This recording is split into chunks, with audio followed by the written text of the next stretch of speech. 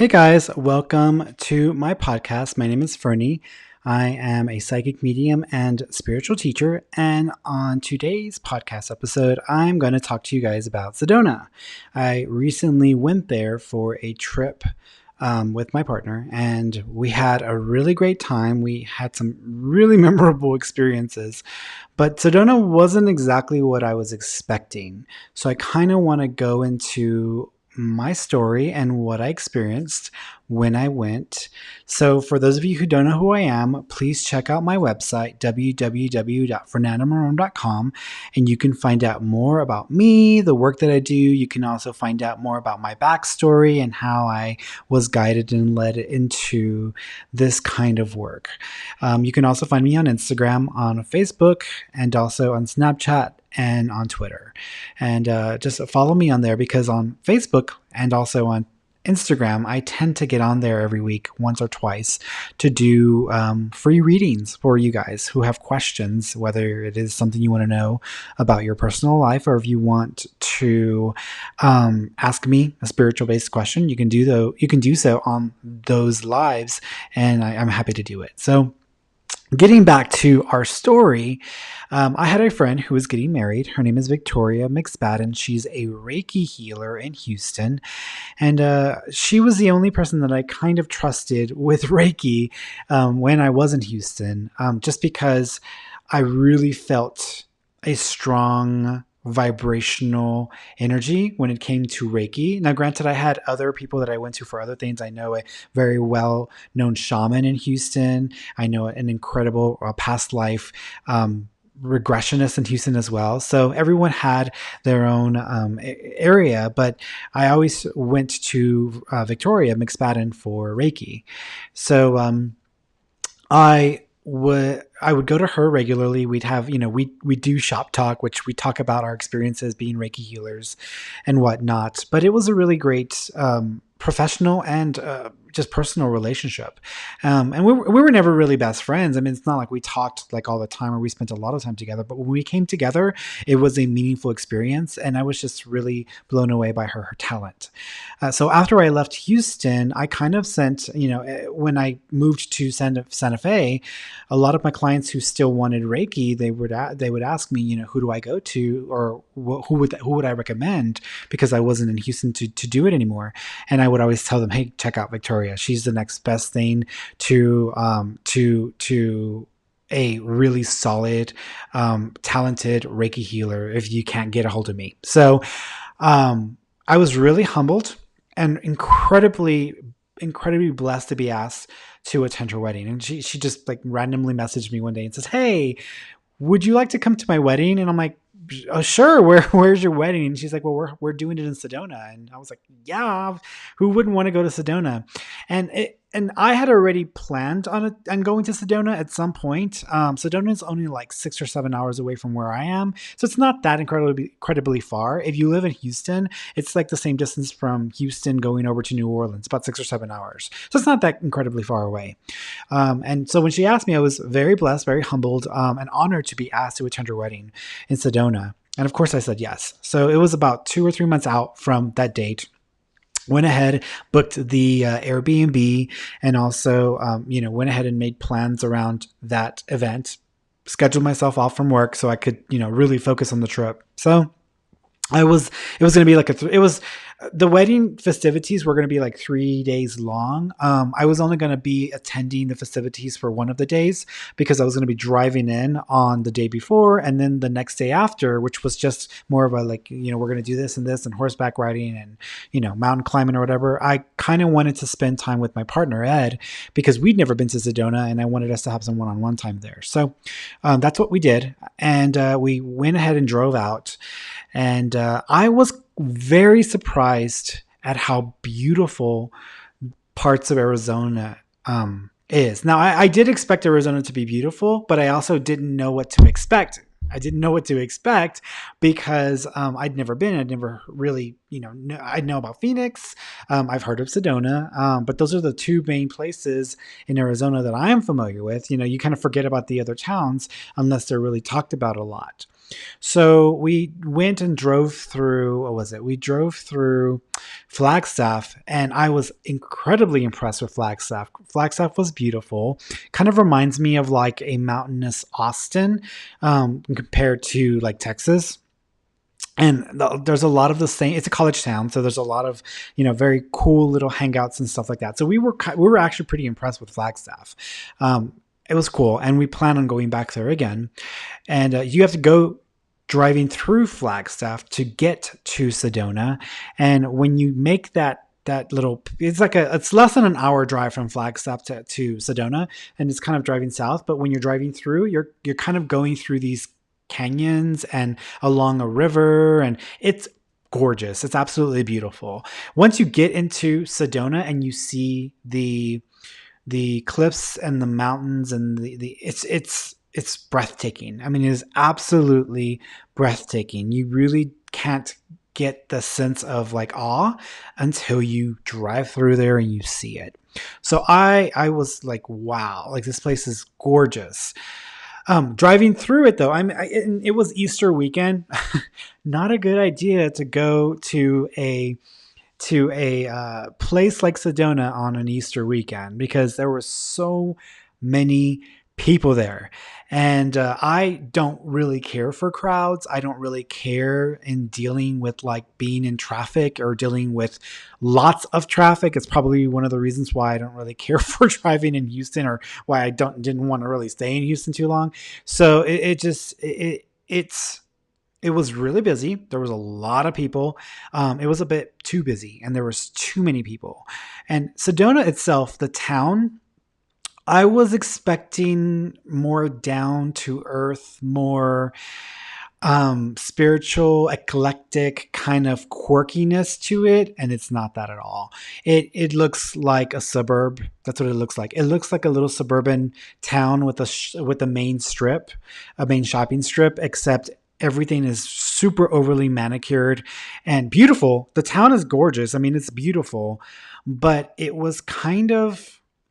didn't feel spiritual. The town itself didn't feel spiritual. It didn't feel like this is where I'm going to come to find myself. This is where I'm going to come and, be one with the universe, be one with God. This is where I'm going to go and have my first major psychic. Like, it didn't feel like that at all to me. In fact, it felt quite the opposite. It felt very commercial. It felt very much, like Universal Studios plus Whole Foods plus like spiritual superstore. Like that's what it felt like to me. So it was kind of a mishmash of all of that, but it was very commercial and it didn't feel spiritual to me. It felt more commercial, more business, more shopping, more like I come here for the status of I went to Sedona versus I came here to find myself. I came here to participate in workshops. I came here to participate in whatever. Now, granted, we did see a lot of that while we were there, but it was all mixed in, and still the commercialized shopping, touristy, Universal Studios kind of vibe was more prevalent than, than that spiritual vibe. Honestly, and I was telling Ed, because we were talking about this on the way back, because he had the exact same reaction.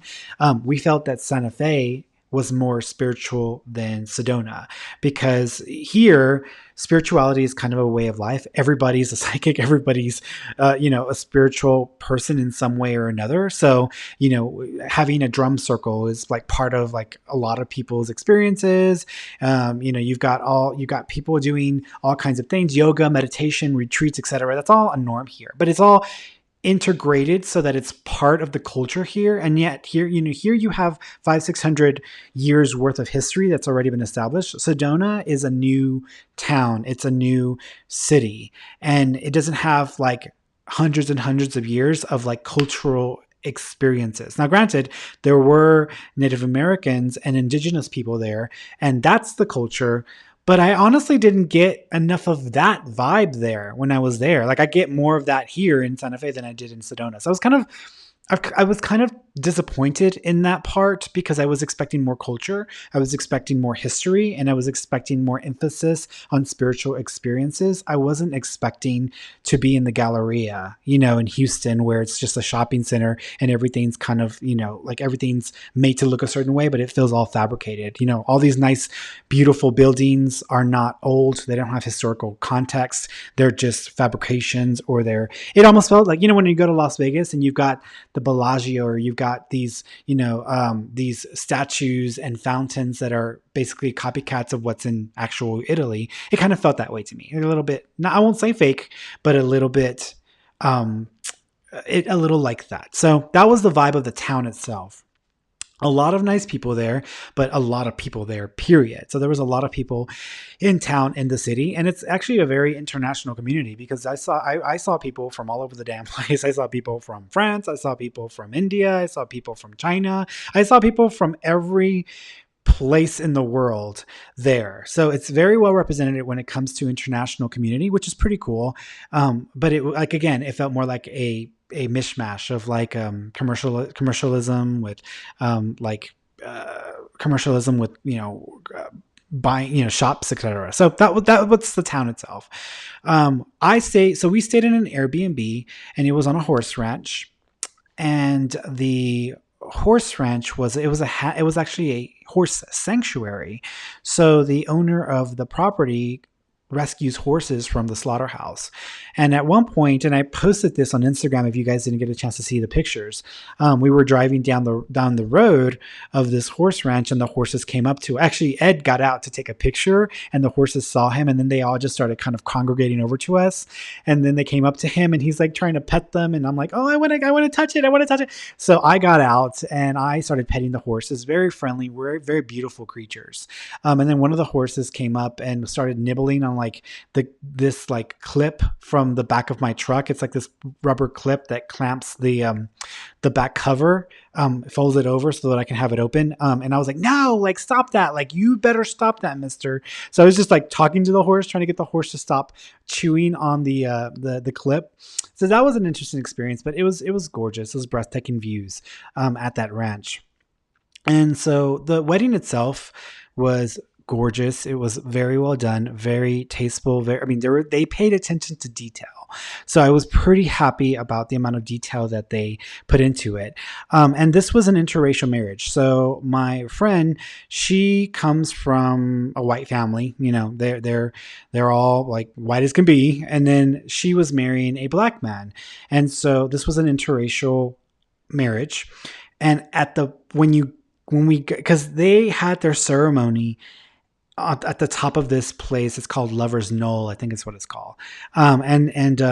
So it's kind of like you do it on at this little, like, it's like a hilltop, and you have a view of this entire canyon area. It was gorgeous. Again, if you guys haven't seen the pictures on Instagram, I uploaded it to Instagram because I was just so amazed at how gorgeous this view was. And they had a shaman conduct the ceremony. He started playing Native American flute music before the events began. And when you walk in, at the front of where all the chairs are at, there's a little sign that says like, we're all one family now. It doesn't matter where you sit.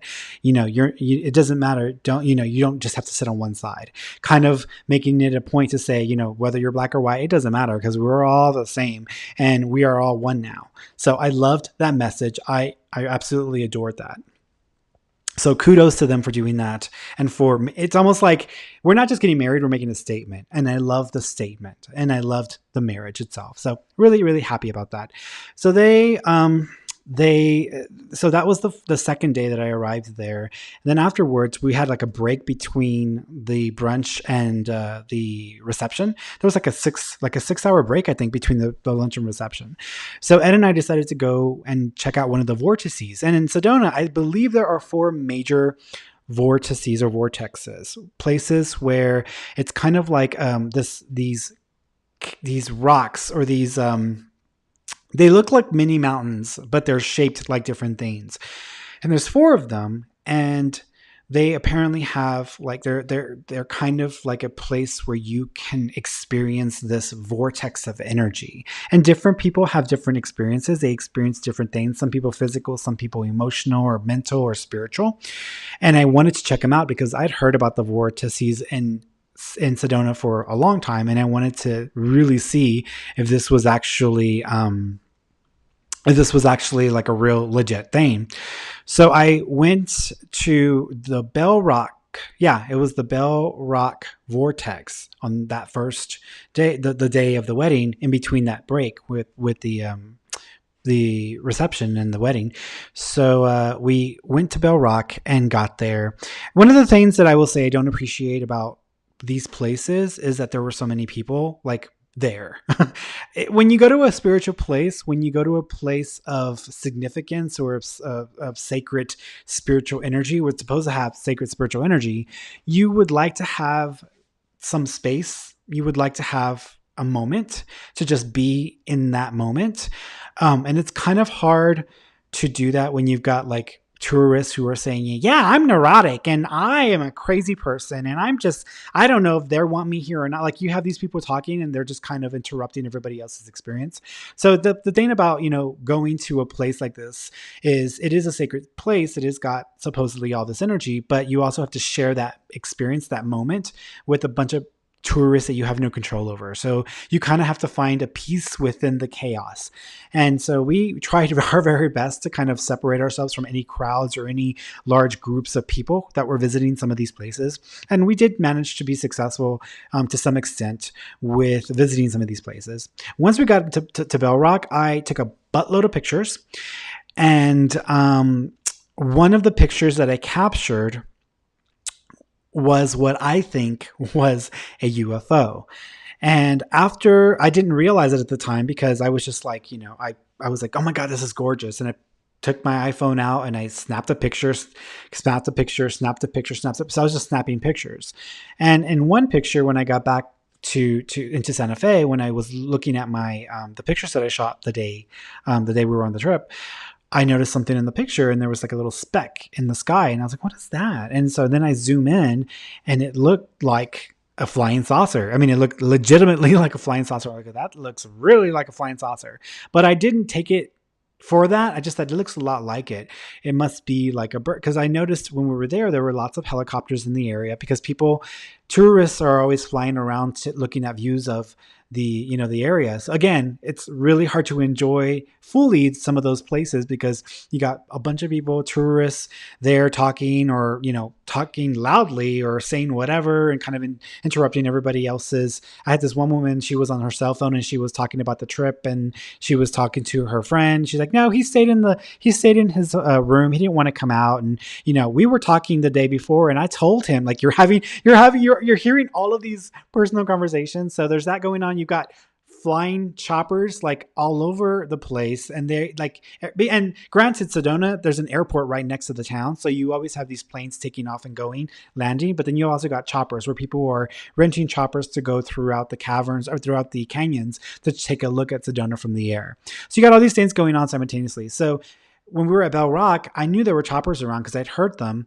And then I knew that the planes were taking off at the airport because you can see the airport. The airport's on top of a mesa. It's on top of this, like top of a canyon. A mesa is like a flat mountain. That's what that means. So at the top is flat, but it's kind of a canyonous thing that goes up in the air. So there's planes taking off there. And then we had ravens flying around in the area, and ravens are like large black birds, so they're unmistakable, and it's not easy to avoid them because they're very big, they're very large, and they're very loud.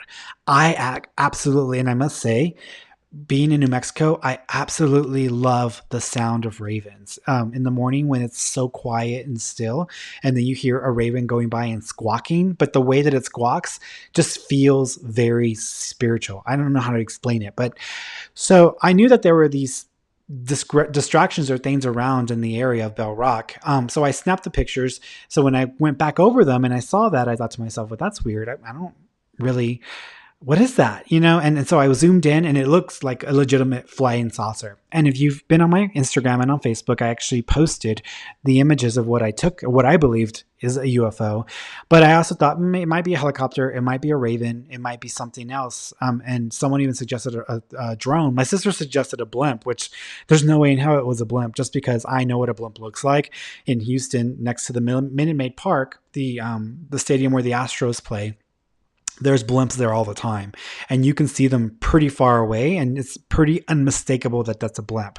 So I was like, no, that's not a blimp. And normally with a drone, you can hear them because they're really loud. And even here, I've encountered them several times, so I kind of know what it sounds like. It's just like buzzing sound, and even from like 100 feet away you can still hear them pretty significantly, even on a windy day.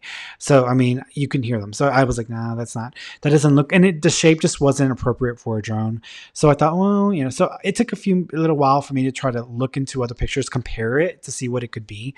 I today believe that's probably what it was. It was a UFO.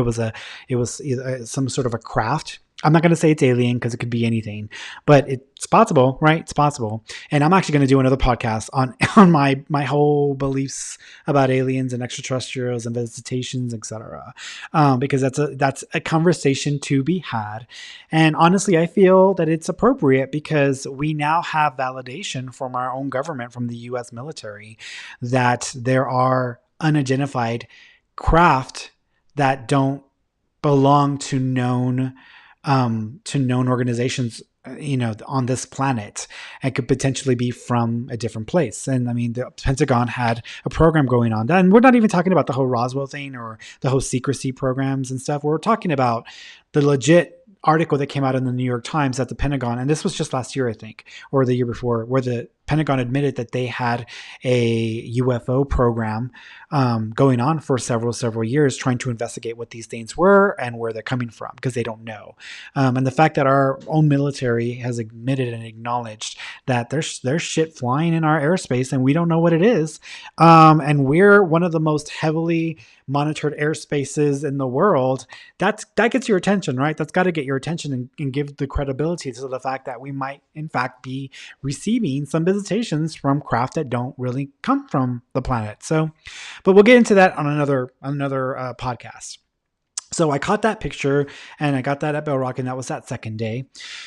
And then we went back home. I took a shower, and then I went to the reception. And it's funny because there was a client in Sedona that I have from Houston, and she just so happened to be in the restaurant above the reception room that I was in. So she mentioned it on Instagram. She's like, I think I saw you getting out of your truck and walking, and I was going to scream and say your name, but I wanted to leave you alone. I'm like, no, you should have totally screamed and said my name. I would have loved, for someone to say, hey, Fernie, like I'm from, Houston, and come up to me and give me a hug. I would have given you a hug. So the reception was great. Had a lot of fun there. And then the next day was just like a free day for us to do whatever we wanted to do. So we went and visited 2 more of the vortices.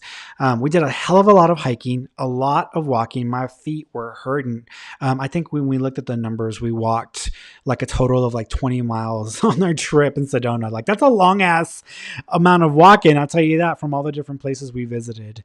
But in the Bell Rock, at the Bell Rock vortex, which is where I thought I caught the UFO, and also this other vortex, I forgot what it's called. I think it's called Taylor Canyon or some name like that. I didn't really feel much. I just felt relaxed, maybe calm. I didn't really feel any sort of energetic vibrational change from what my normal state is. I just felt relaxed and calm. And maybe that is the energy people feel. Maybe people go there and they feel anxious as shit, and then they sit their asses down and they feel totally relaxed. Maybe that's what it was. Then we went to the last vortex we went to, which is the one that everybody had been talking about. Everyone had been telling me about. But I had no plans of going, just because I thought, oh, everybody will be there. And it's the smallest of all the vortices. It's the Airport Mesa vortex. And that vortex, that the Mesa, is right next to the airport. Hence the reason why it's called Airport Mesa vortex, because it's literally right next to the Mesa that is the airport. So we went there, And I really was not expecting to experience anything there just because it was so busy. It was the busiest of all the places we had been to. We had choppers, we had planes, we had crowds of people. We had cars. The mesa's like overlooking a parking lot and a long, like a big road. And so I wasn't expecting anything at all because it felt less than spiritual. So on our way down, because we had to park kind of at this high place and we had to walk down a good like mile and a half, 2 miles to the airport mesa. On our hike down, I started to experience some sensations in my body.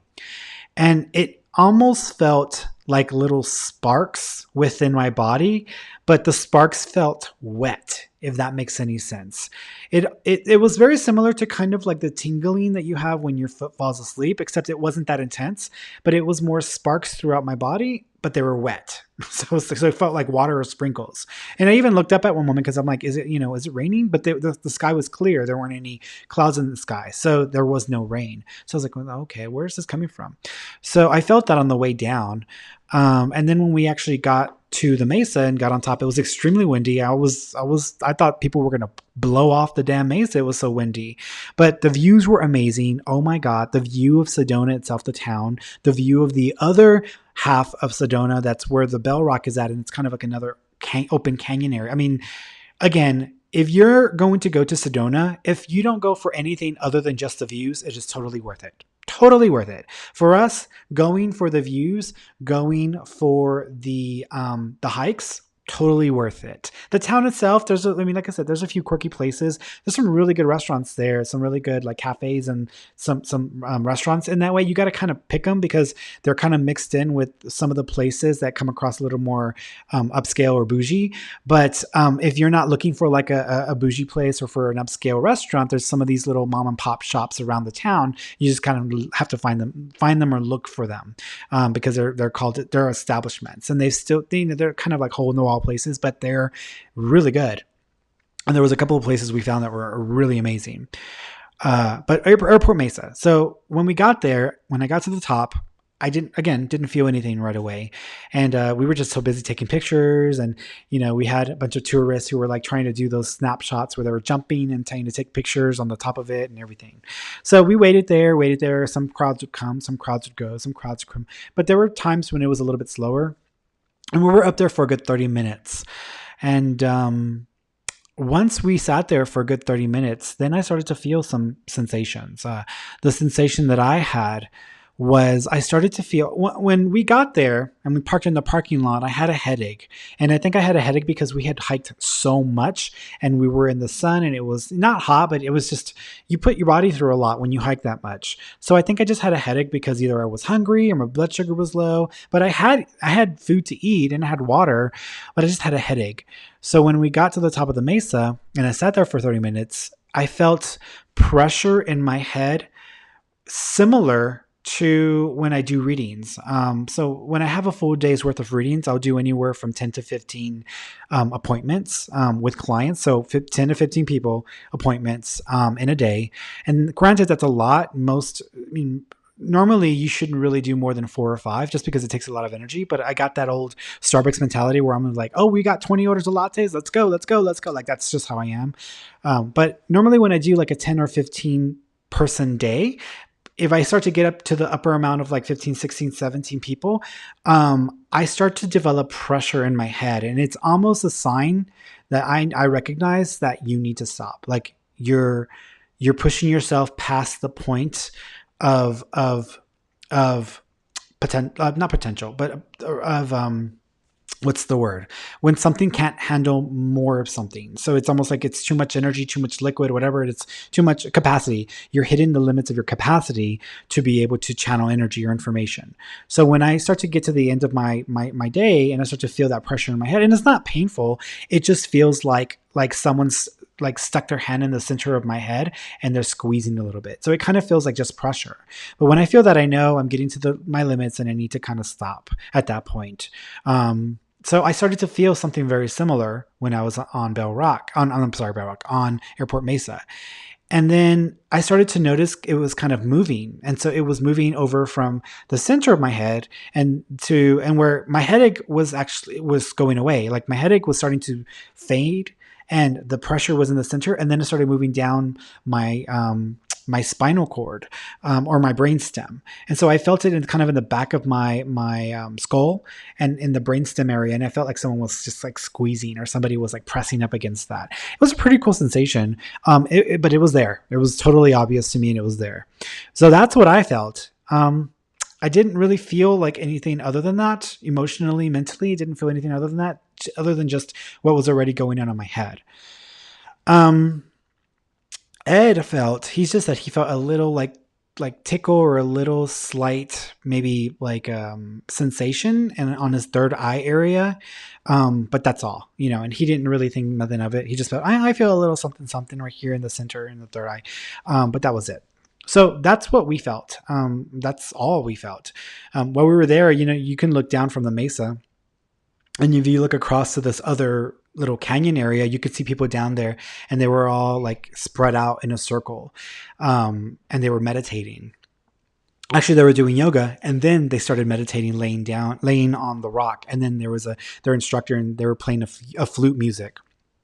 Again, things like that there, where the spiritual like practices and the spiritual that type of spirituality is kind of like there, but then you've also got that whole suburban feel as well. So it's kind of a mix there, but it's still pretty cool. I really enjoyed the trip, just because we got to see some amazing views. Sorry about that. We got to see some amazing views, and also we got to see some amazing views.